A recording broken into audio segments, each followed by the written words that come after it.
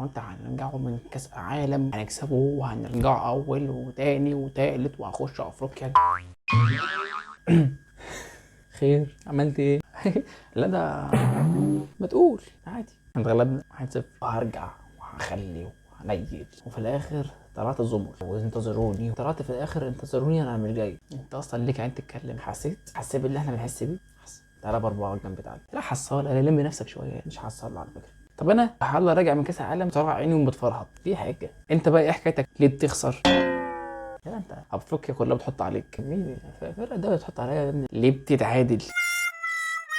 هيمقيح. وبعدين عندنا الاهلي لما يشوف مستواه وحش بيرجع احسن من الاول. دروب بقى يا عيني عليكم، مستواه من نازل لنازل. لسه في افريقيا جايه، لسه في ماتشات جايه كتير، ما يشوف بقى انت هتعمل ايه. احذر منه، اللي جاي تقيل، خليك على مبدأك. برضه لسه على مبدأ عبره الاخواتيم. كل ممكن نتقابل بالاخواتيم دي في الاخر نخسر الماتش اللي بعدها. اللهم انا اعتراض يا ربي ليه